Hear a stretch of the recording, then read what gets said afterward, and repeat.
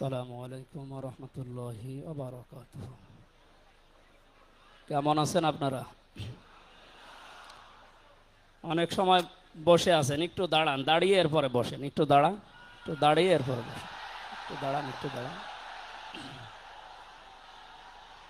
হ্যাঁ, বসেন বসেন। 10 সেকেন্ড সময় দিলাম, বসেন, তাড়াতাড়ি বসেন। আলহামদুলিল্লাহি রাব্বিল মাশরিকাইনি ওয়া রাব্বিল মাগরিবাইন الذي خلق كل شيء زوجين وأوجب علينا الإحسان بالوالدين ونشهد أن لا إله إلا الله وحده لا شريك له وأشهد أن محمدا عبده ورسوله سيد الكونين সাল্লাল্লাহু আলাইহি ওয়া আলা আলিহি ওয়া সাহবিহি ওয়া আতবাইহি আজমাইন লাইলা ওয়া নাহারান ফিত তারফাইন ফাকাদ ক্বালা আল্লাহু তাআলা ফি কালামিহিল মাজিদ ওয়া বুরহানিহিত তাওহীদ। জবান খুলে পড়েন আউযু বিল্লাহি মিনাশ শাইতানির রাজিম। বিসমিল্লাহির রহমানির রহিম। لقد كان لكم في رسول الله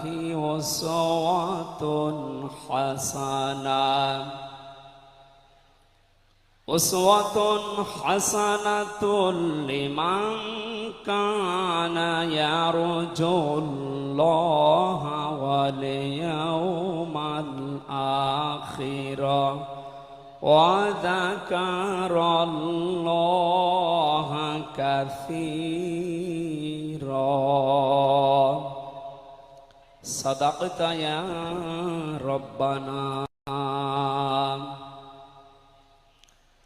عن أبي هريرة رضي الله تعالى عنه قال قال النبي صلى الله عليه وسلم من مات ولم يغزو ولم يحدث به نفسه مات على شعبة من النفاق. رواه مسلم. وقال تعالى في شان حبيبي إن الله وملائكته يصلون على النبي يا أيها الذين آمنوا صلوا عليه وسلموا تسليما. اللهم صل على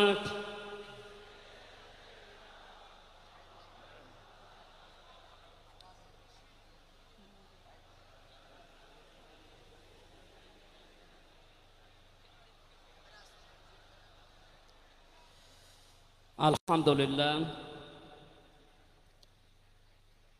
জাতীয় সিরাত উদযাপন কমিটি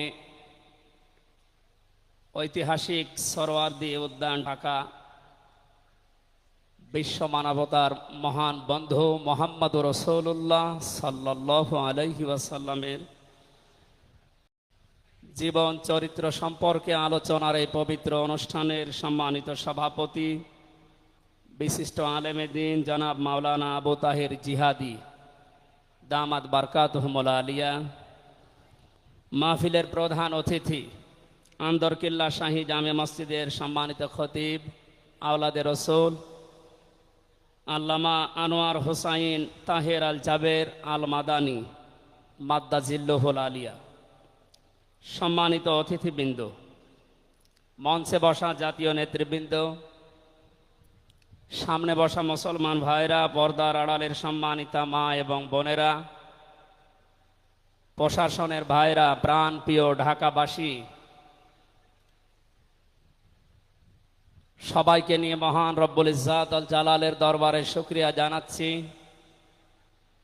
যিনি মহামানবের জীবন চরিত্র সম্পর্কে আলোচনার এই পবিত্র অনুষ্ঠানে আমাদেরকে হাজির হওয়ার তৌফিক দিলেন। জবান খুলে বলছি আলহামদুলিল্লাহ। কথা বলার প্রথমে আমি স্মরণ করছি 2024 সালের আগস্টের 5 তারিখ পর্যন্ত যারা মুক্তভাবে কথা বলার পরিবেশ তৈরি করে দেওয়ার জন্য নিজের জীবন পর্যন্ত দিয়ে গেলেন, শাহাদতের সর্বোচ্চ মাকাম আল্লাহ যেন তাদেরকে দান করেন। আমরা কিছু ভিডিও দেখতে পাচ্ছি, অনেকে বলছে তারা শহীদ হয়নি, তারা নিজেদের বুককে গলির সামনে, অস্ত্রের সামনে পেতে আত্মহত্যা করেছে। তারা কাদের কাছ থেকে কি পেয়ে কি খেয়ে কথা বলছেন আমি জানি না। কোরআনে কারিমে আল্লাহ তাআলা 1500 বছর আগে জানিয়েছে। শহীদ এই শব্দটা আমাদের এই বাংলাদেশ, ভারত, পাকিস্তানে যেভাবে ব্যবহার হয়, এটা এত সস্তা বিষয় না, অনেক দামি বিষয়। শহীদদের ব্যাপারে কথা যেন মানুষ উল্টা পাল্টা না বলে, এজন্য মানুষের মুখের উপরে আল্লাহ নোটিশ জারি করে দিয়েছে। আল্লাহ পাক বলেন, ওয়ালা তাকুলু লিমান ইউকতালু ফি সাবিলিল্লাহি আমওয়াত বাল আহইয়াউন ইনদা বাল আহইয়াউ ওয়ালাকিন লা তাশউরুন। সূরা বাকারার 154 নম্বর আয়াতে আমি যতগুলো তাফসীর পড়েছি, সব মুফাসসির আয়াতের ব্যাপারে একই বক্তব্য দিয়েছেন। আল্লাহ পাক তামাম দুনিয়ার সব মানুষের মুখের উপরে নোটিশ দিয়েছেন, ওয়ালা তাকুলু, কেউ এ কথা বলবা না যে মানুষগুলো আমি আল্লাহর জন্য জীবন দিয়েছে, এরা মারা গেছে, কথা কখনো বলবা না। কারণ তারা জীবিত এবং তারা, তোমরা এই বিষয়টা বোঝো না, উপলব্ধি করতে পারো না। মুখের পরে মানুষ যেহেতু অন্তর দিয়ে ধারণা করতে পারে, এজন্য আল্লাহ হৃদয়ের উপরে, অন্তরের উপরেও নোটিশ দিয়েছেন, ওয়ালা তাহসাবান্নাল্লাযীনা কুতিলু ফি সাবিলিল্লাহি আমওয়াতা বাল আহইয়াউন ইনদা রাব্বিহিম ইরযাকুন। সূরা আলে ইমরানের 169 নম্বর আয়াতে আল্লাহ জানিয়েছেন, মুখ দিয়ে তো বলাই যাবে না যে শহীদরা মারা গেছে, এমনকি অন্তরে ধারণাও আনবে না যে শহীদরা মারা গেছে, বরং তারা জীবিত এবং আমি আল্লাহর কাছে তারা রিজিক প্রাপ্ত হচ্ছে। বলেন আল্লাহু আকবার। এই আয়াতটা যে 100% বাস্তব। আমি কিছুদিন আগে গিয়েছিলাম গাইবান্ধা, বাংলাদেশ ইসলামী ছাত্র শিবিরের সদস্য ছিলেন ভাইটা। আগস্টের 5 তারিখের আগে তিনি জীবন দিয়েছেন জালিমের বুলেটের সামনে। শহীদ সাব্বির হোসাইন, 1 মাস পরে তার কবর ভেঙে গিয়েছিল এই বৃষ্টির পানিতে, তাজা রক্ত কবর থেকে বের হতে দেখা গিয়েছে। একটা মানুষ যদি খাবার না খাবে তাহলে রক্ত পেল কোথায়? এজন্য এগুলো যারা ছড়াচ্ছেন, আমরা আশা করব এই বিষয়গুলো আর সামনে নিয়ে আসবেন না। আমরা কোরআনে কারিমের আয়াতের উপরে 100% বিশ্বাস করি এবং একথা বলি, জালেমের জুলুমের সামনে যারা নিজের জীবন পর্যন্ত দিয়ে গেলেন আগস্টের 5 তারিখের আগ পর্যন্ত, প্রত্যেকেই শহীদ যাদের ঈমান আছে, এবং আল্লাহ তাদেরকে যেন শাহাদতের সর্বোচ্চ মাকাম দান করেন। বলেন আমিন। কোথায় ছিলাম আমরা আর কোথায় আছি এখনো বাস্তবতা টের পান না। কিছুদিন আগে বাংলাদেশ জামাত ইসলামের কেন্দ্রীয় আমির জামাত ডক্টর শফিকুর রহমান কুষ্টিয়াতে গিয়েছিলেন।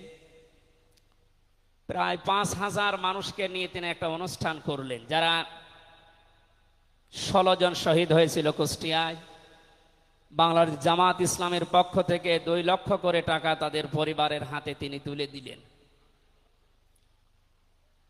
প্রায় 2.5-3 ঘন্টায় অনুষ্ঠানগুলো আমরা দেখলাম। বলেন তো, আগস্টের 5 তারিখের আগে 5,000 না, এরকম মানুষ যদি 5 জন এক জায়গায় হইতো 14টা মামলা হয়ে যেত। কোথায় ছিলাম আমরা আর কোথায় এখন পৌঁছিয়েছি, এরপরও যদি এটাকে কেউ নিয়ামত মনে না করে। গতকালকের একটা জরিপ আমি পেয়েছি, বাংলাদেশে 100 জনের 14 জন এখনো পর্যন্ত আপা আপনি ঘাবড়াবেন না, আমরা নরম হয়ে যাই, এ দলে আছে।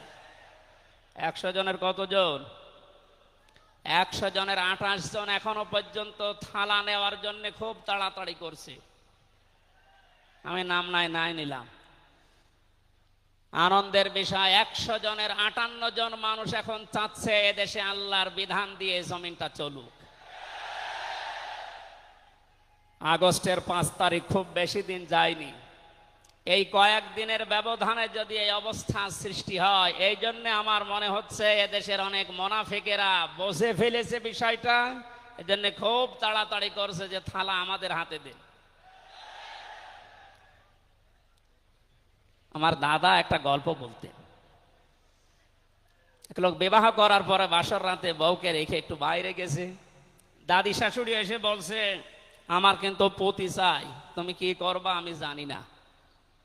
নতুন বউ ডাক দিয়ে বলছে, দাদি শাশুড়ি আমার একটু সময় দেন, আপনার পতি হবে, অসুবিধা নেই। শাশুড়ি এসে বলছে, বৌমা আমার কিন্তু নাতি চাই।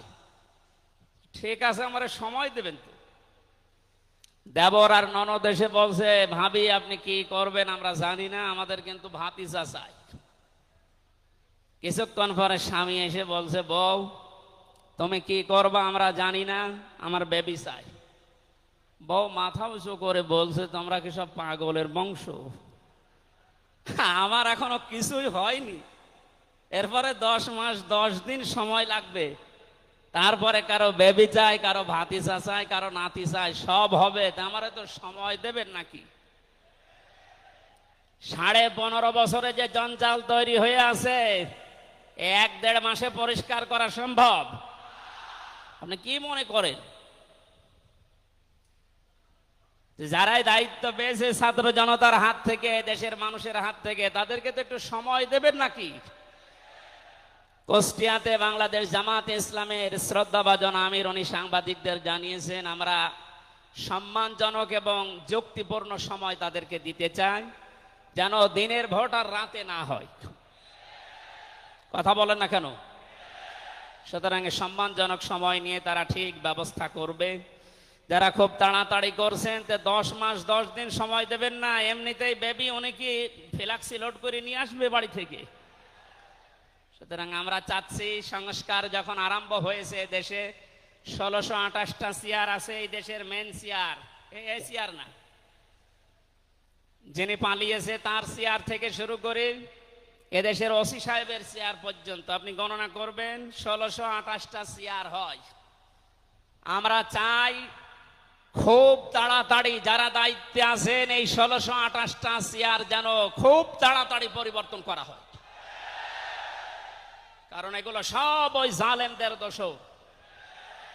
এগুলো পাল্টিয়ে বৈষম্যের শিকার হয়ে 15.5 বছর যারা ওএসডি হয়েছিলেন, যারা নিজেদের চেয়ার পর্যন্ত পৌঁছাতে পারে নাই, আমরা চাই তাদেরকে এই সমস্ত জায়গাগুলোতে দেওয়া হোক।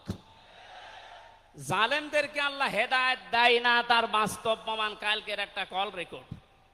একজনের জন্মদিন নাকি গোপালগঞ্জে পালন করতে দেয়নি এক ওসি সাহেব, এই জন্য বাইরের দেশ থেকে তাকে হুমকি দিচ্ছে যে তার নাম লিস্ট করে রাখো, আমি যদি কোনোদিন আসি তার খবর কর। আমি কথাটা শোনার পরে মিলালাম, আল্লাহু লা ইয়াহদিল কওমাজ জালিমিন। আল্লাহ যে ইহদি দিয়েছেন মোজারে, বর্তমান ভবিষ্যৎ, প্রেজেন্ট ফিউচার, আল্লাহ তাআলা জানিয়েছেন যে আমি জালেমদেরকে হেদায়েত দিচ্ছি না, দেবও না। কালকের কল রেকর্ড শোনার পরে আমার মনে হচ্ছে ওনার কপালে হেদায়েত নেই এবং আল্লাহ দেবেও না। নয়তো এত কিছু হওয়ার পরেও এই লোকটা হুমকি দিতে পারে, আপনার বিশ্বাস হয়? হেদায়েত চাই না, কারণ আমরা হেদায়েত চাইলেও আল্লাহ দেবেন না। জালেমদের হেদায়েত দেবেন না আল্লাহ নিজে জানিয়েছেন, কারণ জালেমদের বিরুদ্ধে মামলা দায়ের করবে আল্লাহ নিজে। এটা আমি বানালাম। সূরা শূরা 25 নম্বর পারা 6 নম্বর পৃষ্ঠার 13 নম্বর লাইনের 42 নম্বর আয়াতে আছে, ইন্নামাস সাবিলু আলাল্লাযিনা ইয়াযলিমুনান নাস ইলা আখিরি আয়া। আল্লাহ পাক বলেন, অবশ্যই আমি আল্লাহ নিজে মামলা দায়ের করব, কেস করব, অভিযোগ দাখিল করব তাদের বিরুদ্ধে যারা মানুষ হয়ে মানুষের বিরুদ্ধে জুলুম করে। আল্লাহ ইয়াজলিমুন আল মুসলিমুনা দেননি যে মুসলমানদের উপরে যারা জুলুম করে, ইয়াজলিমুন আন নাস দিয়েছেন যারা মানুষের উপরে জুলুম করে, অত্যাচার করে। এরা আমির হামজার মামলার আসামি না, এরা সরাসরি আল্লাহর মামলার আসামি। 1628 জন যারাই ছিলেন আর আপনারা কিন্তু বাংলাদেশের কারো মামলার আসামি না, সবাই এখন আল্লাহর মামলার আসামি। মামলার বাদী যত বড় হয় মামলা তত কঠিন হয় এবং জামিন পাওয়াও তত কঠিন হয়। আপনারা জানেন আমি 3টি বছর জেলে ছিলাম। আমার যে মামলা ছিল, আমার মনে হয় যদি সাজাও লাগিয়ে দিত সর্বোচ্চ 3 মাস। কিন্তু মামলার বাদী যেহেতু একেবারে আল্লাহর ওলি, এই জন্যে বহুবার মামলা সিএমএম কোর্ট, জজ কোর্ট, হাইকোর্টে ওঠার পরও বলে না, হবে না। এই কয়েকদিন আগে মামলা আমার সব খারিজ হয়ে গেছে। আমি মনে করলাম মাননীয় আদালতকে প্রশ্ন করি যে আমার এই মামলা তো আপনার কাছে 3 বছর ছিল, এতদিন তো কিছুই করেননি, হঠাৎ এখন বলছেন কোনো দোষ নেই, সব বেকসুর খালাস করে দিলাম। মামলাটা হাতে নিয়ে উনি বলছে এর ভেতরে তো কোনো মাল ম্যাটারেস নেই, কি দিয়ে বিচার করব, সব বাদ দিয়ে দিলাম। তো এতদিন এই কথা বললে তো আমার 3 বছর জেলে থাকা লাগে না। উনি এইটাই বলতো যে হুজুর আমার হাত বাঁধা ছিল। কি বাধা ছিল? এখন যেহেতু হাত খোলা, ন্যায় বিচার করতে পারছেন, আমরা চাই এদেশে যত চেয়ার আছে সব হাত যেন আবু সাইদের মতো এভাবে খোলা থাকে। এভাবে হাত খোলা চান না? কিয়ামতের আগে কোন জালেম এদেশের চেয়ারে আর আসতে পারবে না ইনশাআল্লাহ। সতর্ক থাকা লাগবে আমাদের। এই জন্য যারা তাড়াহুড়া করছেন আপনারা একটু শান্ত হন। আগে 10 মাস 10 দিন সময় দেন, বাসর হোক। কথা বলেন না কেন? আমি আর নিচে নামলাম না। আল্লাহ আপনাদেরকে সম্মতি দান করুন, আমিন। দরুদ আর সালাম পড়ছি আমাদের নবী মুহাম্মদ রাসূলুল্লাহ সাল্লাল্লাহু আলাইহি ওয়াসাল্লামের প্রতি। আজকে সেই বিকাল 3টা থেকে শুরু করে রাত 9টা পর্যন্ত এদেশের পতিত দশা আলেমদের মুখে, ইসলামিক চিন্তাবিদদের মুখে এবং জাতীয় নেতৃবৃন্দের মুখে আপনারা নবীর সিরাত সম্পর্কে বিভিন্ন কথা শুনতেছেন। আমি লাইভ দেখছিলাম। আমার আজকের আলোচনার বিষয় রাসূল সাল্লাল্লাহু আলাইহি ওয়াসাল্লাম কেন একমাত্র আদর্শ। এই পয়েন্টের উপরে কোরআন শরীফ থেকে, হাদিস থেকে আমি 18টা পয়েন্ট বের করেছি। খুব সংক্ষেপে এর উপরে আপনাদের সামনে কথা উপস্থাপন করার চেষ্টা চালাবো ইনশাআল্লাহ। ওমা তাওফীকি ইল্লা বিল্লাহ। জবান খুলে কোরআনের এই সোনালী আয়াতটা একটু পড়েন। আউযু বিল্লাহি মিনাশ শাইতানির রাজিম। বিসমিল্লাহির রহমানির রহিম।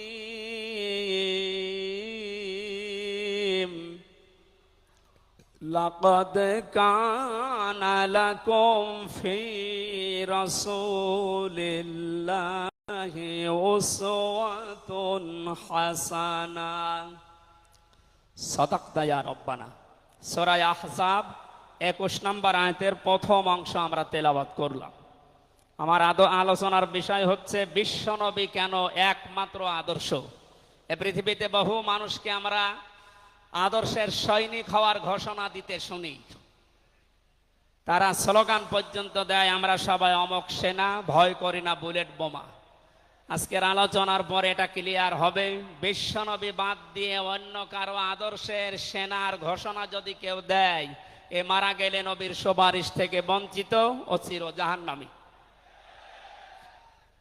আমরা যেহেতু মানুষ এবং আমরা মুসলিম, আমরা জাহান্নামে যেতে চাই না। এই ছোট্ট ভুলের কারণে এই ভুলটা আজকে শুধরিয়ে নেব ইনশাআল্লাহ। সূরা আহজাব কোন সূরা বলেন তো? এটা ক্লাস চলছে, ছাত্রের মতো জবাব দেবে। আহজাব শব্দের শাব্দিক অর্থ দল সমূহ। এর এক বচনে হচ্ছে হিজবুন। হিজবুন মানে দল। পৃথিবীতে দল আছে দুইটা। প্রশ্ন আসতে পারে, বাংলাদেশে প্রায় ৭৩টার উপরে দল, আর দল দুইটা মানে? হ্যাঁ, দল একটা হচ্ছে আল্লাহর দল, একটা হচ্ছে শয়তানের দল। আমরা সামনে বিস্তারিত ওই দুইটা দলের উপরে কথা বলবো ইনশাআল্লাহ। দল করা লাগবে এই ঘোষণা আমির হামজার না আল্লাহর? এই শব্দটা শুনলে অনেকে মানধাত আমলের দিকে নিয়ে যায়।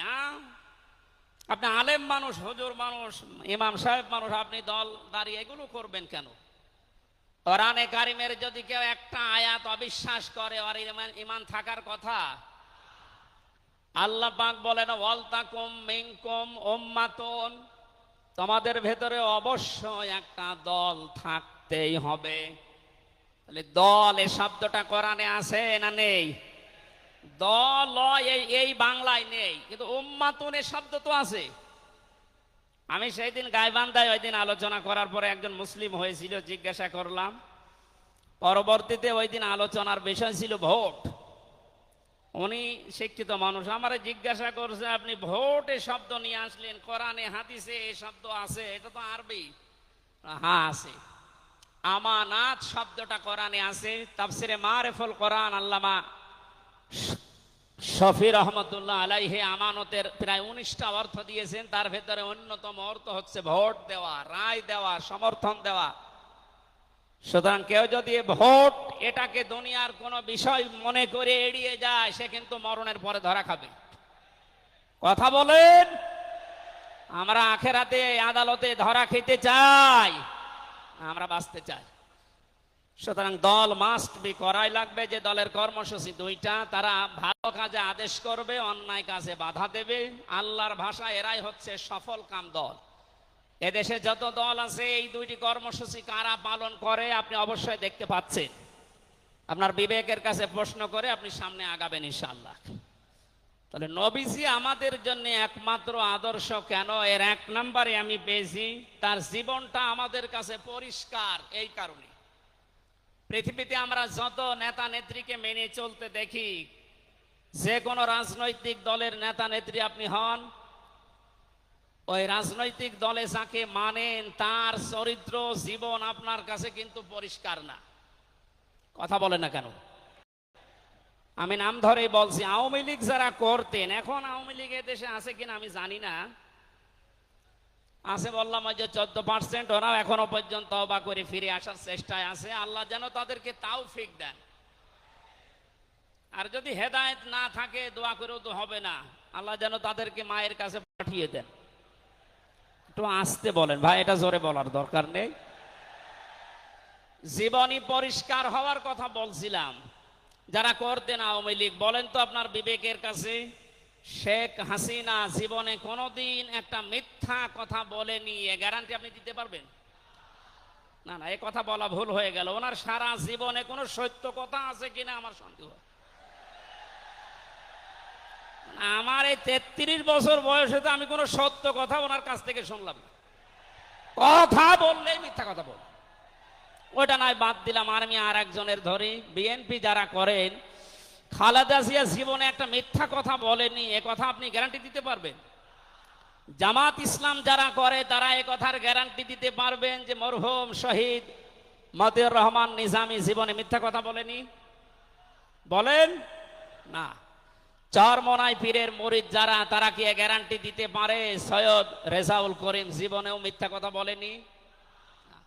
একজনের ব্যাপারে গ্যারান্টি আছে, আল্লাহ নিজে গ্যারান্টি দিয়েছেন, তার 63 বছরে একটা মিথ্যা কথা নেই।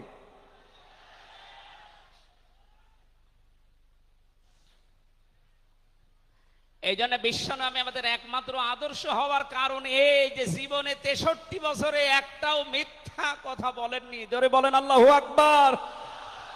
এটা যে কত বড় বিষয় আপনি চিন্তা করলে আপনি চিন্তার রেখা শেষ করতে পারবেন না। আমাদের দিনের ভেতরে 24 ঘন্টায় কত মিথ্যা আসে, আর তারপর 63 বছরের জীবনে একটা মিথ্যা কথা তিনি বলেননি। 2 নম্বরে পেয়েছি আমি, তিনি উন্নত চরিত্রের অধিকারী ছিলেন। এমন চরিত্র আল্লাহ তাকে দিয়েছিলেন। আমি 3 জন নবীর নাম পেয়েছি, আল্লাহর নামের সাথে তাদের নাম আল্লাহ মিলিয়ে দিয়েছেন। হযরত ইসমাঈল আলাইহিস সালামকে আল্লাহ ডাক দিয়েছিলেন গোলামিন হালিম, আমার সহনশীল বান্দা। হযরত ইসহাক নবীকে আল্লাহ বলেছিলেন গোলামিন আলিম, আমার জ্ঞানী বান্দা। আর মুহাম্মদুর রাসূলুল্লাহকে আল্লাহ ডাক দিয়েছেন ওয়া ইন্নাকা লাআলা খুলুকিন আযীম। জোরে বলেন আল্লাহু আকবার। বৃষ্টি হচ্ছে না বাইরে? এখানে ওঠাউঠি করেন কেন? বসেন বসেন।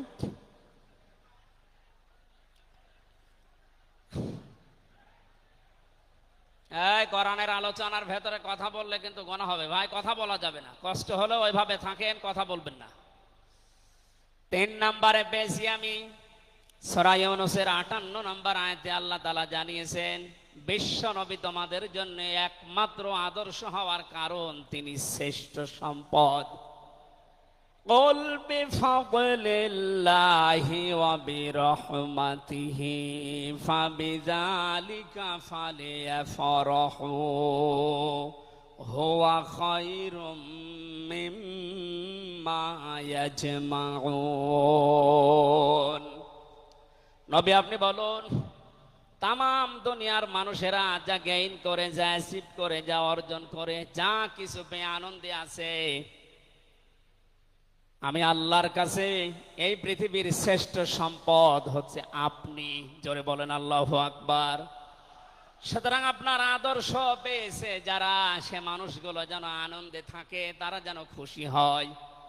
এজন্য আগস্টের 5 তারিখের আগ পর্যন্ত এদেশের 100 জনের মাত্র 15 জন মানুষ বিশ্ব নবীকে একমাত্র আদর্শ মানতেন। তারা খুশি ছিলেন, রাজি ছিলেন। মাত্র 1 মাস কয়েক দিনের ব্যবধানে এই যে 100 জনের এখন 58 জন মানুষ বিশ্ব নবী ছাড়া আর কাউকে বুঝতে চাচ্ছে না। সময়টা যেতে দেন, দেশের 100 জনের 100 জন মানুষ চাইবে বিশ্ব নবী ছাড়া কারো আদর্শ মানি না। সংক্ষেপ করছে আমাদের প্রধান অতিথি এসে পড়েছেন, এই জন্য 4 নম্বরে পেয়েছি এই পৃথিবীর ময়দানে বিশ্ব নবী মুহাম্মদুর রাসূলুল্লাহ হচ্ছেন আল্লাহর পক্ষ থেকে আমাদের জন্য, বিশেষ করে মুমিনদের জন্য সবচাইতে বড় অনুগ্রহ। সূরা আলে ইমরানের 164 নম্বর আয়াতে আল্লাহ ঘোষণা দিচ্ছেন লাকাদ মান্নাল্লাহু আলাল মুমিনিনা ইয লাকাদ মান্নাল্লাহু আলাল মুমিনিনা ইয বাআসা ফীহিম রাসূলা ইলা আখিরি আয়া। অবশ্যই মুমিনদের জন্য এই পৃথিবীর ময়দানে বিশ্বনবী মুহাম্মদুর রাসূলুল্লাহ আল্লাহর পক্ষ থেকে একটা অনুগ্রহ। আমরা এক একটা আয়াতের ভেতরে বিভিন্ন তাফসীর অনুযায়ী যত কথা আল্লাহ জানিয়েছেন নবীর সম্পর্কে, এই প্রচন্ড গরম আপনাদের কষ্ট হবে যেন আমি খুব সামারাইজ করছি। 6 নম্বরে পৃথিবীর ময়দানে বিশ্বনবী একমাত্র আদর্শ হওয়ার পেছনে কারণ এই, তিনি গোটা জাহানের জন্য ছিলেন একমাত্র রহমত। সূরা আম্বিয়ার 107 নম্বর আয়াতে আল্লাহ এই ঘোষণা দিয়েছেন ওমা আরসালনাকা ইল্লা রাহমাতাল লিল আলামিন। বলেন আল্লাহু আকবার। আল্লাহ আলম বলেন না যে শুধু পৃথিবীর জন্য, আলামিন যত জগৎ আল্লাহ বাজিয়েছেন আর যত জগতে আল্লাহর যত সৃষ্টি আছে, এতানাজ্জালুল আমরু বাইনাহুন্না, প্রতিটি জগতে ওই সৃষ্টি অনুযায়ী আল্লাহর বিধিবিধান নাজিল হচ্ছে। যেখানেই যে সৃষ্টি আছে প্রত্যেকটা সৃষ্টির জন্য মুহাম্মদুর রাসূলুল্লাহ হচ্ছেন আল্লাহর পক্ষ থেকে রহমত। বলেন সুবহানাল্লাহ। সেই রহমতকে হযরতে হালিমাতুস সাদিয়া চিনেছিলেন। কোলে নেওয়া থেকে শুরু করে বাড়ি পর্যন্ত যেখানে নিয়ে গেছেন, সিরাত ইবনে হিশাম বলছে সব জায়গায় হালিমাতুস সাদিয়া বিশ্ব নবীর মাধ্যমে আল্লাহর রহমত পেয়েছিলেন। সিরাত বিশ্বকোষের ভেতরে পেয়েছি আল্লাহর নবীকে হযরতে হালিমাতুস সাদিয়া যেদিন কোলে তুলে নিলেন, হযরতে হালিমা বলেন আমার স্তনে দুধ ছিল না। মুহাম্মদুর রাসূলুল্লাহকে কোলে নেওয়ার সঙ্গে সঙ্গে আমাদের স্তন, আমার স্তন দুইটাই দুধে পরিপূর্ণ হয়ে গেছে। আমি ডান স্তন তাকে দিলাম, তিনি পান করলেন। বাম স্তন তাকে দিয়েছি, সঙ্গে সঙ্গে তিনি মুখ বের করে নিলেন। হযরতে হালিমা বলেন আমি একবার, দুইবার, তিনবার মুহাম্মদুর রাসূলুল্লাহর মুখে আমার স্তন দিয়েছিলাম। তিনবারই মুহাম্মদ সাল্লাল্লাহু আলাইহি সাল্লাম স্তন থেকে মুখ বের করে নিয়েছেন। চোখের ইশারা দিয়ে যেন আমাকে বসাতে চাই, মা হালিমা জোর করেন কেন? ডান স্তন এটা আমার অধিকার ছিল, আমি পান করেছি। বাম স্তন এটা আমার অধিকার না। আমি জানি আপনার একটা সন্তান আছে, তার নাম আব্দুল্লাহ, এটা আমার দুধ ভাই আব্দুল্লাহর অধিকার। ও মা হালিমা, পৃথিবীতে আমি ভাইয়ের হক নষ্ট করার জন্য আসি না, এসেছি ভাইয়ের হক ফিরিয়ে দেওয়ার জন্য। ঢাকাবাসী যেই নবী মায়ের কোলে বসে ভাইয়ের হক নষ্ট করেন নাই এই রবিউল আউয়াল মাসে, সেই নবীর উম্মত আমরা এখন যারা দাবি করছি, অধিকাংশ গুলোই দেখতে পাই যত বড় হচ্ছি তত ভাইয়ের হক মারার জম হচ্ছি। এটা তো রবিউল আউয়ালের শিক্ষা ছিল না। হযরতে হালিমা বলেন তাকে যে গাধার উপরে তুললাম, দুর্বল ছিল, সঙ্গে সঙ্গে সবল হয়ে গেছে। বাড়িতে পৌঁছাতে দেরি, কুয়ায় পানি ছিল না, কুয়া ভর্তি হয়ে গেছে। খেজুর গাছে খেজুর ছিল না, বিশ্বনবী মুহাম্মদুর রাসূলুল্লাহ যেহেতু রহমত, আমার খেজুর গাছে খেজুর পরিপূর্ণ হয়ে গেছে। সুতরাং ওনাকে যেখানেই নেওয়া হয় সেখানে যদি রহমত আসে, আমাদের এই মাথা থেকে পা পর্যন্ত, রান্নাঘর থেকে আন্তর্জাতিক জীবন পর্যন্ত, আজকের এই সিরাত অনুষ্ঠানে যদি সিদ্ধান্ত নিয়ে যেতে পারি সব জায়গায় তাকে ছাড়া কাউকে মানব না, অবশ্যই আল্লাহ পাকে 56,000 বর্গ মাইল রহমত বরকত দিয়ে ভরে দেবেন। কথা বলেন ঠিক কিনা? আল্লাহ যেন এটা দেন আমাদের মাধ্যমে, বলেন আমিন। 6 নাম্বারটা 7 নাম্বারটা খুব গুরুত্বপূর্ণ, এইটার ব্যাখ্যা করার জন্য আমি 8-10 মিনিট সময় নিলাম, একটু খেয়াল করবেন। বিশ্বনবী আমাদের একমাত্র আদর্শ, এই কারণে 7 নাম্বার পয়েন্টে আমি কোরআন থেকে নিয়েছি। গণা মাপের গ্যারান্টি শুধু তার আদর্শ অনুসরণের মাধ্যমে। পৃথিবীতে বহু মানুষ আছে, বহু বিশ্ব নেতার দাবি অনেকে করছে, অনেকে বিশ্ব মানবতার দাবি করছে, অথচ বিশ্ব নেতা হওয়ার জন্য যে 7টা কোয়ালিটি লাগে আমরা অধিকাংশ মানুষের ভেতরে পাই না, আন্দাজে শুধু ঢোল বাজায়।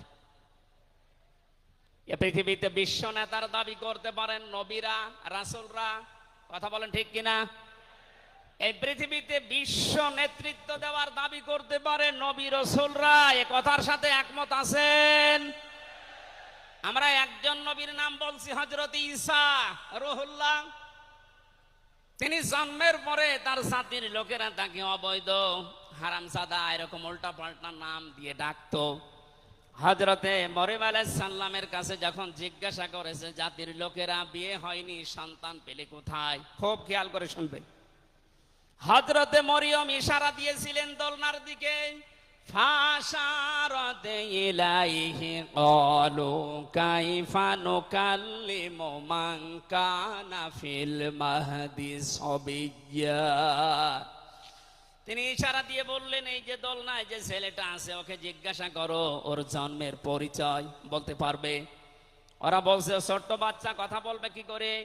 সঙ্গে সঙ্গে দোলনা থেকে হযরতে ঈসা তারা এই জাতির লোকের এই কথার উত্তর দিয়েছেন, জবাব দিয়েছেন, ক্বালা ইন্নী আবদুল্লাহ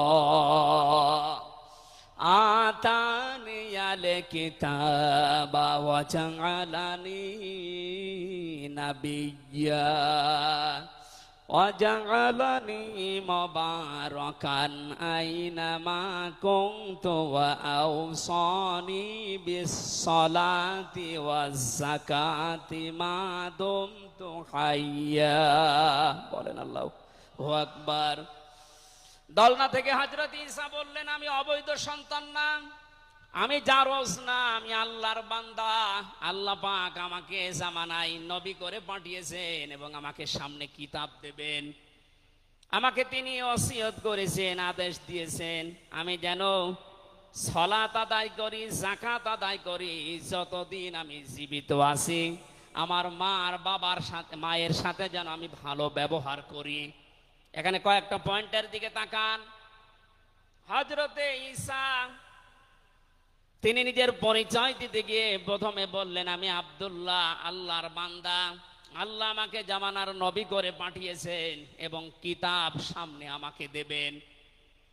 আজ পৃথিবীর ময়দানে যারা বিশ্ব নেতা হওয়ার কথা জানায়, যাদেরকে দাবি করা হয়, দেখেন তো এ মানুষগুলোর বাবা এক ধর্মের, মা আর এক ধর্মের। জন্ম আপনার আগে বৈধ হওয়া লাগবে, এরপরে বিশ্ব নেতা। যে 7টা পয়েন্ট আছে আয়াতের তাফসিরে, অত জোরে বলার দরকার নেই, আপনি বুঝলেই হবে। বিশ্ব নেতা হওয়ার জন্য প্রথম কোয়ালিটি থাকবে, আপনার জন্ম হওয়া লাগবে বৈধ। এ পৃথিবীর প্রত্যেকটা নবীর জন্ম ছিল বৈধ, কোন নবী অবৈধ না। কথা বলেন। অথচ এখন অনেককে এমন দাবি করে আকাশে তোলা হচ্ছে যার মা এক ধর্মের, বাবা আর এক ধর্মের। আমি বাকি 6টা নাই বললাম। ঢাকাবাসী, এবার আসেন তো সূরা আলে ইমরানের 131 নম্বর আয়াতের এই ব্যাখ্যাটা বলার জন্য আমি এই আশপাশে যাচ্ছিলাম। বিশ্ব নবীকে অনুসরণ করলে জীবনের গুনাহ মাপের গ্যারান্টি দিয়েছেন কে? এতদিন আয়াত যেভাবে শুনেছেন ওইভাবে না, যেহেতু এখন ডিজিটাল যুগ, ডিজিটাল কায়দায় শোনা লাগবে। কুল ইন কুনতুম তুহিব্বুনাল্লাহা ফাত্তাবিউনি ইউহিব্বুকুমুল্লাহ ওয়া ইয়াগফির লাকুম যুনুবাকুম আল্লাহু গফুরুর রহিম। এটা তাফসিরে ফি জিলালিল কোরআনে সাইয়্যিদ কুতুব বিস্তারিত দিয়েছেন, আমি শুধু ইঙ্গিত দিচ্ছি, একটু তাকান। আল্লাহ পাক বলেন, নবী আপনি বলুন, যদি আল্লাহকে ভালোবাসি এ দাবি তোমাদের থাকে, এ দাবি আমাদের আছে না নেই? আল্লাহকে আমরা ভালোবাসি এ দাবি আছে না নেই? আল্লাহ বলেন, দাবি যারা করে তাদেরকে আপনি বলেন যে ফাত্তাবিউনি, তারা যেন আপনার অনুসরণ করে। আল্লাহ পাক বলেন, তারা যদি আপনার অনুসরণ করে ইউহিব্বুকুমুল্লাহ, আমি আল্লাহ নিজেই তাদেরকে ভালোবাসা আরম্ভ করব। আমি যদি কাউকে ভালোবাসি, তার জীবনের অপরাধগুলো মাফ করে দেই। আমি গফুর, আমি রহিম। এ পর্যন্ত বাংলা অর্থ ছিল। এবার আসেন ব্যাখ্যায়। এদিকে আসেন আপনারা, এদিকে আসেন। ফাত্তাবিউনি, আমার অনুসরণ করো, আমাকে দেখে দেখে চলো। এখন এই অনুসরণ করা লাগবে কি নবীজির জীবনের আংশিক না পূর্ণাঙ্গ? আরো জোরে বলেন, আংশিক না পূর্ণাঙ্গ? আব্দুল্লাহ ইবনে উবাইয়ের দিকে তাকান, এ লোকটা অনুসরণ করেছিল কিন্তু আংশিক। এই জন্য মুনাফিকের সর্দার হয়ে মারা গেছে। কথা বলেন ঠিক কিনা? তার নামাজ ছিল রসুলের মতো, রোজা ছিল রসুলের মতো, নবীজির পেছনে হজ করেছে, নবীজির সাথে, বিশ্ব নবীর সাথে ইফতারি করেছে, কিন্তু বিশ্ব নবী এই পৃথিবীর নেতা এটা সে মানত না। আজ বাংলা সহ বিশ্বে বহু মুসলমান এই থিওরিতে আছে, তারা নামাজ রসুলের মতো পড়ে, রোজা রসুলের মতো রাখে, কিন্তু সমাজ নবীজি, রাষ্ট্র নবীজি 10 বছর কোরআন দিয়ে চালিয়েছিলেন, এইটা মানতে তারা রাজি না। এ মানুষগুলোর অনুসরণ হচ্ছে আংশিক না পূর্ণাঙ্গ? সুতরাং আংশিক অনুসরণ করলে আল্লাহ কি আপনাকে ভালোবাসা আরম্ভ করবে না। ইউহিব এটা মোজারে, বর্তমান ভবিষ্যৎ, প্রেজেন্ট ফিউচার। যখন আপনি পূর্ণাঙ্গ অনুসরণ করার জন্য দাড়ি থেকে মাথা থেকে শুরু করে পা পর্যন্ত, রান্নাঘর থেকে শুরু করে আন্তর্জাতিক জীবন পর্যন্ত সব জায়গায় বিশ্ব নবীকে অনুসরণের সিদ্ধান্ত নিয়ে নেমে পড়বেন, আল্লাহ তখন ভালোবাসা আরম্ভ করবে। আয়াত অনুযায়ী দেশে এখনো যারা পূর্ণাঙ্গ অনুসরণ আরম্ভ করেননি, একটু নিজের দিকে তাকিয়ে ভাবেন তো। আপনি 14 বার হজ করতে পারেন, 24 বছর রোজা রাখতে পারেন, প্রতিদিন 72 রাকাত নামাজ পড়তে পারেন নফল, কিন্তু এখনো পর্যন্ত আল্লাহর ভালোবাসা আপনি পাওয়া শুরু করেন। এ কথা বুঝে এসেছে? সুতরাং আমাদের অনুসরণ হবে কি আংশিক না পূর্ণাঙ্গ? আরো জোরে বলেন। নবীজির মতো নামাজ পড়া যেমন, বিশ্ব নবীর মতো রাষ্ট্র চালাতেও হবে ওই রকম।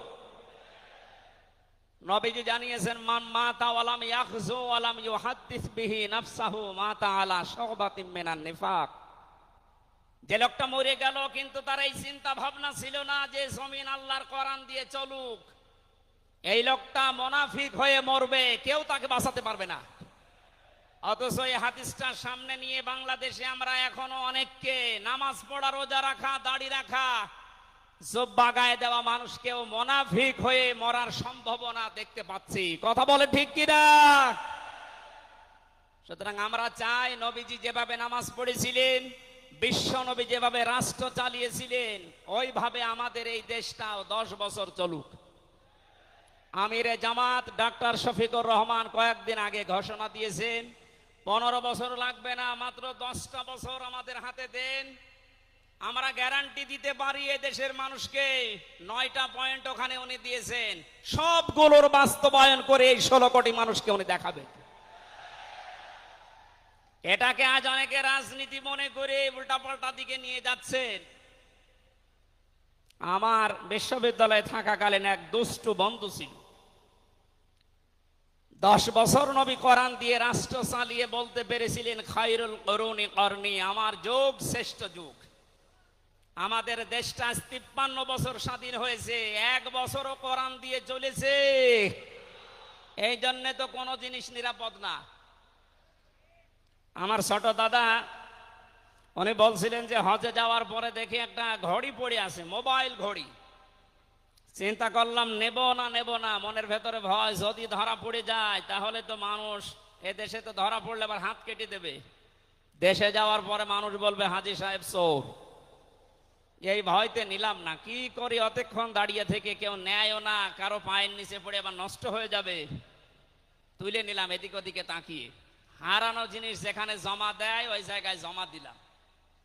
ওনারে জিজ্ঞাসা করলাম, ভাই মোবাইলের দাম কেমন হবে? উনি আমারে বলছে, ইয়া হাজিউল হজ্জা তাইনা বিলা দোকা, হে হাজি দেশ কোথায়? দাদা বলে, জি তুমেন বাংলাদেশ। বাংলাদেশ থেকে এসেছি।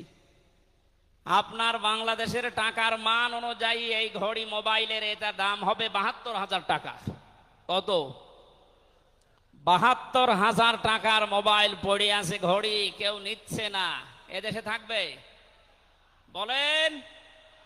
সাধারণ মানুষের কাছে থাকা দূরের কথা, দরবেশের কাছে থাকবে 36,000 কোটি টাকা। আমার মনে হয় আমার 33 বছরের জীবনে গণনা করেও শেষ করতে পারবো না।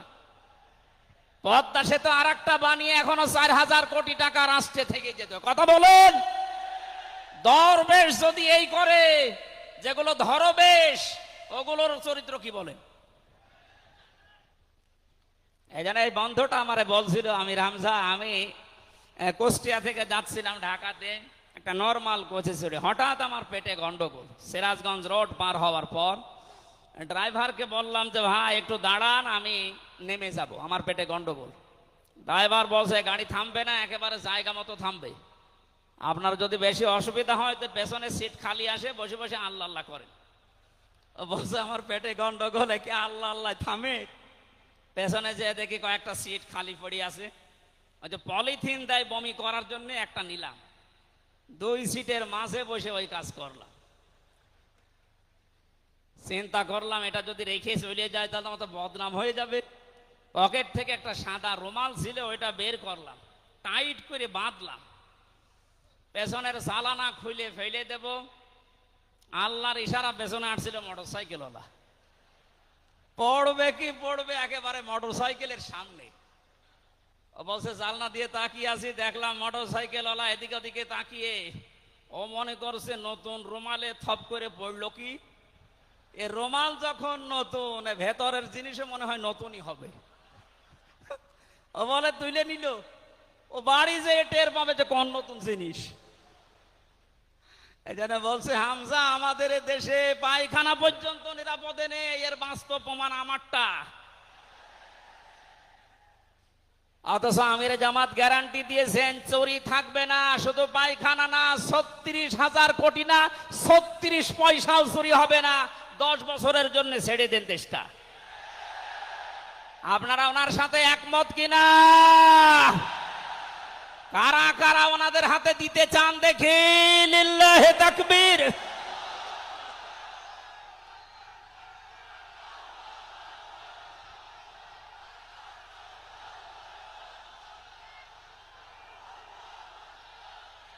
আলহামদুলিল্লাহ ভাই,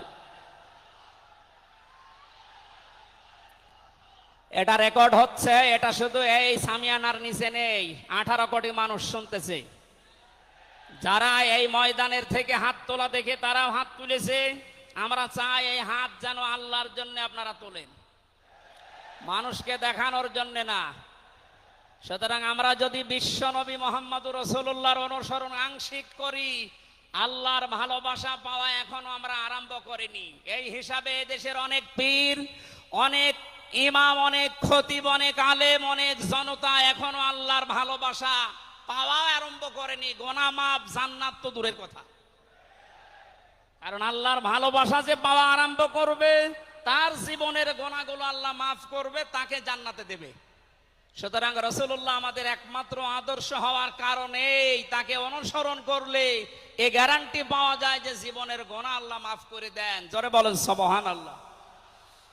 9 নম্বরে পেয়েছি, বিশ্ব নবীর সাথে কেউ যদি বিয়াদবি করে তাহলে সে ধ্বংস হয়ে যাবে।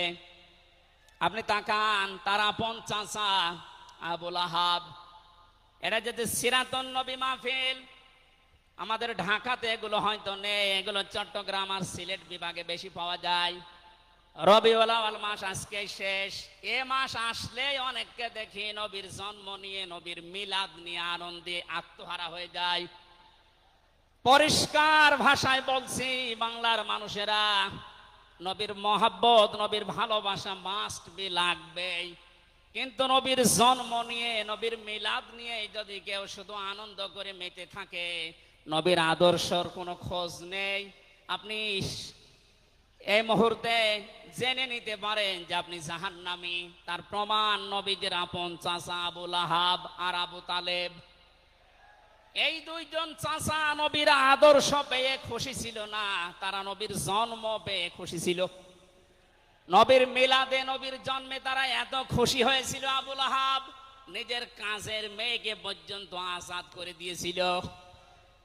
আবু তালিব নিজের সন্তান হযরতে আলীকেও কাছে রাখতো না। আল্লাহর নবীর জন্মে লোকটা এত বেশি খুশি হয়েছিল, যতদিন পর্যন্ত তার আন্ডারে ছিল নবীজি, ততদিন নিজের ছেলে বাদ দিয়ে বিশ্ব নবীকে কাছে রেখে ঘুমাতো। অথচ তাদের পুরা দুইজনের জীবন আমি পড়ে দেখেছি। দুইজন চাচা, বিশ্বনবী মুহাম্মদুর রাসূলুল্লাহর দুইজন চাচা শুধু নবীর জন্ম মিলাদ নিয়ে আনন্দে ছিল, আদর্শ পেয়ে তারা আনন্দ করে নাই, মেনে নেয় নাই। জন্য দুইজনেই জাহান্নামী। বলেন নাউজুবিল্লাহ। সিস্টেম অপর পৃষ্ঠায় দেখুন, আরো দুইজন চাচার নাম আমরা জানি, হযরতে হামজা, হযরতে আব্বাস রাদিয়াল্লাহু তাআলা আনহুমা। এই দুইজন চাচা শুধু নবীর জন্মে মিলাদে খুশি ছিলেন না, তারা নবীর আদর্শ পেয়ে খুশি হয়েছিলেন। এই জন্য দুইজনেই জান্নাতি। বলেন সুবহানাল্লাহ। হযরতে হামজা, হযরতে আব্বাস যে জান্নাতে গেছে কোনো সন্দেহ আছে? আল্লাহ কোরআনের আয়াত নাযিল করেছেন তাদের নামে, রাদিয়াল্লাহু আনহুম ওয়া রাদু আন। আল্লাহ পাক বলেন আমি তাদের উপরে রাজি হয়ে গেছি যেমন তারা আমার উপরে রাজি। সুতরাং হযরতে আব্বাস, হযরতে হামজা দুইজনেই নবীর আদর্শ মানার কারণে জান্নাতি। আমরা এদের মতো হতে চাই, বলেন আমিন। এখানে একটা কথা আছে, হযরতে হামজা আব্বাস রাদিয়াল্লাহু তাআলা আনহু তিনি কিন্তু অনেক আগে মুসলমান হয়েছিলেন গোপনে, কিন্তু প্রকাশ করেননি। এ মাসলাটা বলছি এই কারণে 152 জন সমন্বয়কের ভেতরে 108 জন বাংলাদেশ ইসলামী ছাত্র শিবিরের নেতা এবং পরীক্ষিত কর্মী। তারা আজ অনেক জালেম এবং অনেক মুনাফিক পর্যন্ত, এমন অনেক আলেম নামে জালেম পর্যন্ত এই বিষদগার করছে। নাম যেহেতু দেখেছে ছাত্র শিবির, এই জন্য তাদের চুলকানি। কেন ওরা এতদিন পরিচয় প্রকাশ না করে এই কাজ করলো? ওরা মুনাফিক, ওরা শয়তান। যেখানে বিশ্বজিতের মতো হিন্দু সে রেহাই পায় না, সেখানে পরিচয় দিয়ে মার খাবে। সুতরাং সাদিক সাহেব এবং এস এম ফরাদ ভাই সহ যারা পরিচয় গোপন করে এই জালেমের বিদায়ের জন্য এই বিপ্লব আমাদেরকে এনে দিয়েছেন, তাদেরকে প্রত্যেক থানায়, জেলায়, রাজধানীতে সংবর্ধনা দেওয়া দরকার। তারা এটা এমনিতেই করে নাই, তারা হযরতে আব্বাসের জীবন থেকে করেছে। অথচ হযরত আব্বাস রাসূলের বিরুদ্ধে বদরের ময়দানে বিরুদ্ধে যুদ্ধ করার জন্য আবু জাহেলের পক্ষ নিয়ে গিয়েছিল, অথচ তিনি ওই সময় মুসলমান। তার মানে নিজের পরিচয় গোপন করে বাস্তবতার নিরিখে স্থান কাল পাত্র ভেদে একটা কৌশল, এটা একটা হেকমা। ও জীবনে কোরআনই পড়ে নাই, হাদিস পড়ে নাই, ও ফতোয়া দিচ্ছে যে এ হচ্ছে মুনাফিক। এই জন্য ওনারা যা করেছে, আমি এখানে 9টা পয়েন্ট এনেছিলাম। সাদিক সাহেব ভাই সহ, এস এম ফরাদ ভাই সহ 108 জন যা করেছে, সব নবীদের থেকে, নবীর মাদের থেকে, নবীর সাহাবীদের থেকে, নবীদের চাচার থেকে শিক্ষা নিয়ে এই হেকমতটা অবলম্বন করেছে। আল্লাহ তাদেরকে যেন সর্বোচ্চ মাকাম দান করেন, বলেন আমিন। আসতেছে মেহমান। বেয়াদবি করলে যে মানুষের জীবন ধ্বংস হয়ে যায় রাসূলের সাথে, তার প্রমাণ পেয়েছি নবীর চাচা আবু লাহাবের জীবন থেকে। বিশ্ব নবী যখন সাফা মারওয়া এই পাহাড়ের উপরে উঠে দাওয়াত দিচ্ছিলেন, এই লোকটা ডাক দিয়ে বলেছে, তাব্বালাকা লিহাযা জামাতানা ইয়া মুহাম্মদ, হে মুহাম্মদ তুমি ধ্বংস হয়ে যাও। তাফসীরের কিতাবে সূরা লাহাবের তাফসীরে পড়েছে, আবু লাহাব মুহাম্মদুর রাসূলুল্লাহকে শুধু ধ্বংস হয়ে যা এ কথা বলে নাই। সামনে একটা পাথর ছিল, পাথরটা হাতে নিয়ে নবীজির দিকে এভাবে নিক্ষেপ করেছিল। ঢাকাবাসী খুব খেয়াল করে শোনেন, এখানে আমার 2টা পয়েন্ট আছে। আবু লাহাব 1500 বছর আগে মুহাম্মদুর রাসূলুল্লাহর দিকে যে পাথর নিক্ষেপ করেছিল, তাফসীরে ফি জিলালিল কোরআন মুফাসসির লিখেছেন সাইয়্যিদ কুতুব, যে নবীজির সামনে পাথরটা পড়েছিল, নবীজির শরীরে লাগে নাই। আল্লাহ পাক সঙ্গে সঙ্গে তার জন্য কোরআনের আয়াত নাযিল করলেন, শুধু এই হাতের জন্য না। তাব্বাত ইয়াদা আবি লাহাবি ওয়া তাব। ইয়াদানে ছিল শব্দটা, ইয়াদাদি বচন আল্লাহ দিয়েছেন, অথচ আবু লাহাব পাথর নিক্ষেপ করেছিল কয় হাত দিয়ে? আরো জোরে আরেকবার বলেন। আল্লাহ যে তার 2 হাতই ধ্বংস করে দিলেন। জবাব দিয়েছেন মুফাসসির এইভাবে, আবু লাহাব যদিও এভাবে পাথর নিক্ষেপ করেছিল, 1 হাত দিয়ে কিন্তু তার বাম হাত একটু নড়াচড়া করে সাপোর্ট দিয়েছিল। আপনি যদি এখান থেকে একটা কোনো কিছু নিক্ষেপ করেন এভাবে, এই হাত দিয়ে শুধু কাজ হবে না, এই হাতও নড়াচড়া করে সাপোর্ট দেবে। আল্লাহ এইটাও সহ্য করেন নাই।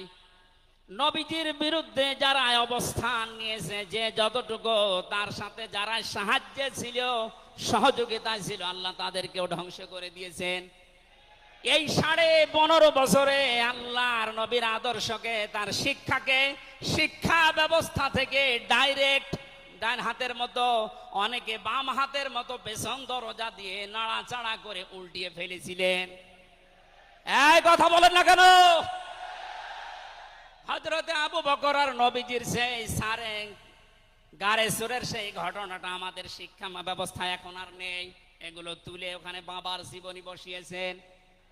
সুতরাং নবীজিকে যারা আঘাত দিয়ে শিক্ষা ব্যবস্থা থেকে 96% মুসলমানের এই দেশে নবীর আদর্শ বাদ দিয়ে অন্য কাউকে যারা বসাতে চেয়েছিলেন, যারা ডাইরেক্ট এগুলো করেছিলেন, যেগুলো মন্ত্রণালয়ের দায়িত্বে ছিল, বাম হাত দিয়ে যারা পেছন দরজা দিয়ে নাড়াচাড়া দিয়েছেন, উপদেষ্টা মণ্ডলের ভেতরে 2 জন আছে, তারা সমকামিতা প্রমোট করছেন, আমরা শুনতে পাচ্ছি। পাঠ্যপুস্তকে যে পরিবর্ধন আনার চেষ্টায় আছেন, 96% মুসলমান কিন্তু ঘুমিয়ে যায়নি, এরা এখনো জেগে আছে। আমিরে জামাত কুষ্টিয়ায় সেদিন ঘোষণা দিয়েছে, দেশের মুসলমানেরা এখন আর 5 তারিখের আগের মতো ঘুমিয়ে নেই, সব সজাগ আছি আমরা। আরো জোরে বলেন।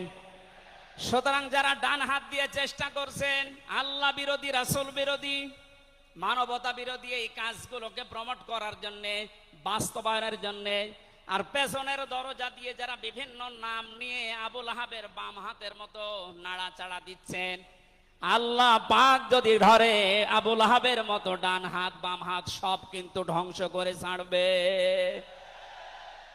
এই জন্য আমরা সাবধান বাণী উচ্চারণ করছি। এগুলোই যারা আছেন, আমি নাম নিলাম না, ছাত্র জনতা যেভাবে আপনাদেরকে উপদেষ্টা বানিয়েছে, আপনি 152 জনের 108 জনের দেখতে পারছেন না। এই মানুষগুলো কি চাই?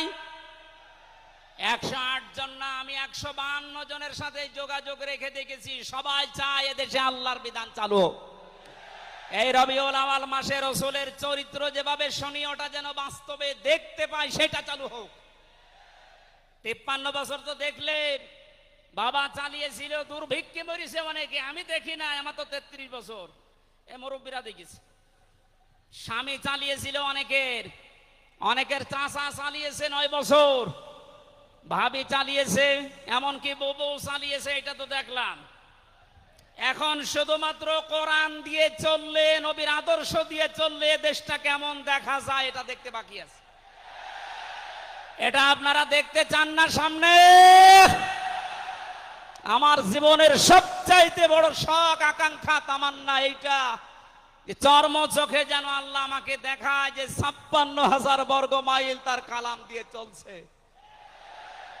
এটা দিয়ে চললে যে কেমন দেখা যায়, এটা মিনি জান্নাত হয়ে যাবে। আপনি বিশ্বাস করেন, এটা মিনি জান্নাত হয়ে যাবে। অনেকের এখনো পর্যন্ত শ্বশুর ভয় দেখাচ্ছে। আমির জামাত সেদিন বলেনি যে শ্বশুর ভয় দেখাচ্ছে মেয়েদেরকে যে তোমাদের ঘর বন্দি করে রাখবে। অনেকে যারা ডাল খায়, মামা বাবা খায়, লাল পানি খায়, এরা কি খাবে? দেশটা যদি কোরআন দিয়ে চলে, নবীর আদর্শ দিয়ে চলে, পুরা দেশটা হয়ে যাবে মসজিদের মতো। মসজিদে প্রবেশ করলে যত বড় বিড়ি খোর হোক, যত বড় ডাল খোর হোক, যত বড় বাবা খোর হোক, আর লাল পানি যেই খায়, ওই পরিবেশে গেলে কেউ কি চাইবে যে একটু লাল পানি খাই? কারণ পরিবেশটাই রহমত দিয়ে ভরপুর। কথা বলেন ঠিক কিনা? এই জন্য মসজিদে প্রবেশ করতে হলে আল্লাহর রহমত আমরা কামনা করি। আল্লাহুম্মা আফতাহলি আবওয়াবা রহমাতিক, পুরা জায়গাটাই রহমত দিয়ে ভরপুর। আল্লাহর কোরআনের বিধান সেখানে চলে, এজন্য পুরা জায়গাটা রহমত দিয়ে ভরপুর করা। এই দেশটায় যদি আল্লাহর বিধান চালু হয়, রাসূলের আদর্শ চালু করতে পারি আমরা, পুরা দেশটা হয়ে যাবে মসজিদের মতো। তখন আর লাল পানি খেতে, বিড়ি খেতে আপনার মনে চাইবে না ইনশাআল্লাহ। আপনি জান্নাতি হয়ে মারা যেতে পারবেন, এই গ্যারান্টি আমরা দিতে পারি। সুতরাং আমরা রাসূলের সাথে কোনো বিয়াদবি যেন না করি। আমার মনে হয় মেহমান এসে গেছে আমাদের মাঝখানে।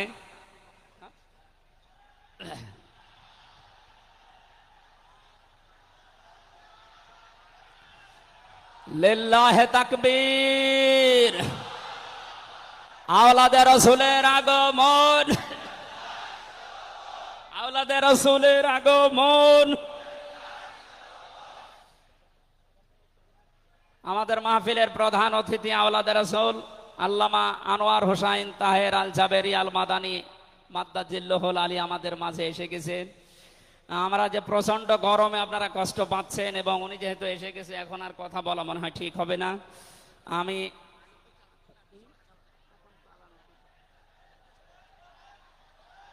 এই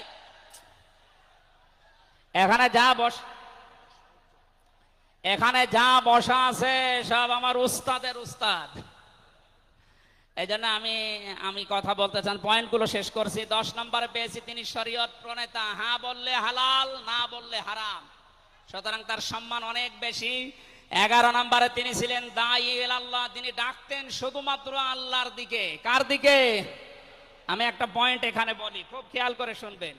সূরা হামিম সেজদার 33 নম্বর আয়াতটা এতদিন যেভাবে শুনেছেন ওইভাবে না, একটু ভালো করে খেয়াল করে শোনেন। আল্লাহ পাক বলেন, ওমান আহসানু কাওলাম মিম্মান দাআ ইলাল্লাহি ওয়া আমিলা সালিহান ওয়া ক্বালা ইন্নানি মিনাল মুসলিমিন। ওই লোকটার কথার চাইতে আর উত্তম কথা কে বলে দুনিয়ায়? যে লোকটা আল্লাহর দিকে মানুষকে ডাকে, নিজে ভালো ভালো কাজের আঞ্জাম দেয়, আর নিজে পরিচয় ওপেন করে যে আমি একজন মুসলমান। আমি কি বাংলার মুসলমানেরা? আপনি আয়াতের দিকে 3টা বিষয় খেয়াল করেন। এদেশে কম বেশি আমরা 96% যেহেতু মুসলমান, এই জন্য আল্লাহর দিকে আমরা ডাকি, এটা আমি মেনে নিলাম। 2 নম্বরে ভালো ভালো কাজের আঞ্জাম আমরা নিজের জায়গা থেকে,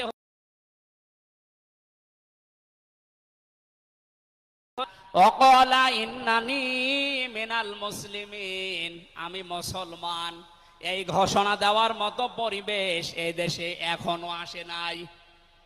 কথা বলেন। এখন এমন জায়গা অনেক আছে যেখানে আমি মুসলমান, এ কথা বলা এখনো সম্ভব না। সুতরাং আয়াতের 3 নাম্বার, এটা যদি বাস্তব এই চর্মচোখে দেখতে চান যে আমি মুসলমান, এই পরিচয় দিয়ে আমি এই পৃথিবীতে টিকে থাকতে চাই, তাহলে এই দেশটা কোরআনের হাতে দেওয়া লাগবে, মাস্ট বি। কথা বলেন ঠিক কিনা? সুতরাং আমাদের এখন থেকে ডাক হবে কোন পীরের দিকে না, কোন বাবার দিকে না, আমাদের একমাত্র ডাক হবে আল্লাহর দিকে। জোরে বলেন আমিন। 12 নম্বরে বেশি তিনি যুদ্ধবন্দীদের সাথে এমন ভালো আচরণ করতেন। ইয়ামামার একজনের নাম পড়লাম হাদিসের পাতায়, বিগ লিডার ছিলেন এই লোকটা, সামামা ইবনে ওয়াসাল রাদিয়াল্লাহু তাআলা আনহু। বদরের ময়দানে তিনি ধরা পড়লেন, সাহাবীরা তাকে বেঁধে রেখেছে মসজিদের ভেতরে খুঁটির সাথে। নবীজি এসে বললেন, সামামা কেমন লাগে তোমার, কি আচরণ আমার কাছে আশা করো? লোকটা বলে, মুহাম্মদ সাল্লাল্লাহু আলাইহি সাল্লাম, আপনি আমাকে মেরেও ফেলতে পারেন, ছেড়েও দিতে পারেন। নবীজি তাকে বললেন, সামামা এই দুনিয়ায় শেষ দুনিয়া না, আর একটা জগৎ আমাদের সামনে আসে। ইসলামের বিশাল কিছু তার সামনে তুলে ধরলেন। বাড়িতে যাওয়ার পরে নিজের হাতে রান্না করে খাবার পাঠালেন তার জন্য। দ্বিতীয় দিন আবার তাকে দাওয়াত দিলেন ইসলামের। বিশ্ব নবী নিজে উটের দুধ এক সাহাবীকে দিয়ে দহন করিয়ে গরম করে পাঠালেন। মনে হচ্ছে তিনি জামায় আদর করছেন, অথচ সে লোকটা যুদ্ধবন্দী।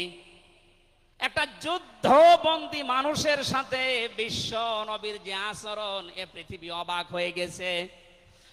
অথচ এই 15.5 বছরে যুদ্ধবন্দী না, কারাবন্দী, তাও অন্যায় ভাবে। আরে ভাই, আমার তো 3 বছর পরে যেহেতু মামলা খালাস করে দিয়েছে, আদালত কর্তৃক প্রমাণ হয়েছে যে আমি নির্দোষ, আমার কোনো দোষ নেই, তাহলে আমার মামলার আয়ু থেকে শুরু করে একেবারে ওই উপর পর্যন্ত যিনি পালিয়েছেন, এ পর্যন্ত যারা জড়িত ছিল, আমি চাই তাদের প্রত্যেকে যেন 3 বছর জেলে থাকে। এইটাই ন্যায় বিচার হবে। এই কথা বলে না কেন? আমার জন্য 3 বছর, ব্যারিস্টার আরমানের জন্য 8 বছর, 11 বছর। কত বছর? আপনি যে চট করে ঢুকে পড়বেন, আগে 11 বছর থাকেন, এরপরে।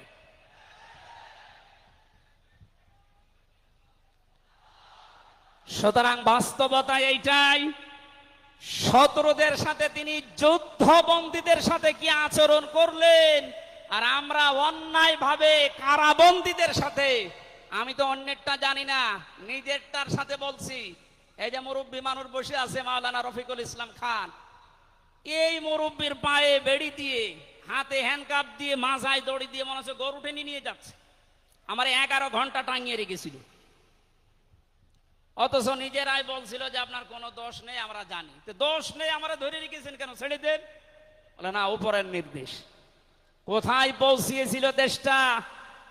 আর তারা এই রবিউল আউয়াল আসলে একদিন ছুটি দিত নবীর জন্মদিন পালন করার জন্য। নবীর আদর্শের কোনো খোঁজ খবর তাদের কাছে নেই। এই উসামা ইবনে ওয়াসাল নবীজির আচরণ দেখে শেষ পর্যন্ত বাপদাদার ধর্ম ত্যাগ করে ইসলাম কবুল করেছিলেন। এই 15 বছর যদি এরকম কিছু দেখাতে পারতেন, লাখের উপরে মানুষ জেল খাটতেছে। আমার মনে হয় 100 জনের 70 জন মানুষ এই দেশে জেল খাটে কিচ্ছু জানে না, বিশেষ করে 15.5 বছর। এই মানুষগুলো আপনার দলে অন্তত না আসলেও আপনার জন্য দোয়া করতো।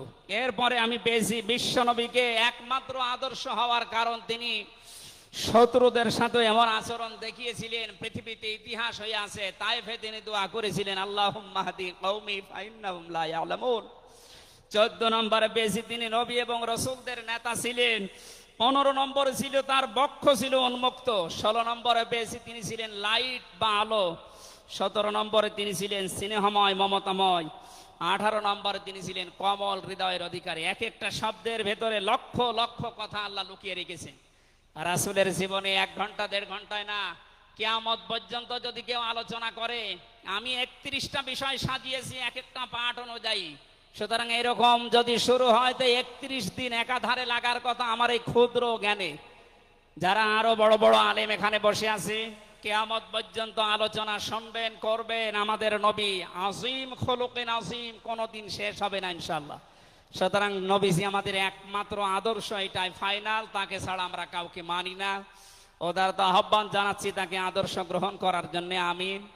বারাকাল্লাহু লানা ওয়া লাকুম ফিল কোরআনিল আযীম। এখন আমাদের সামনে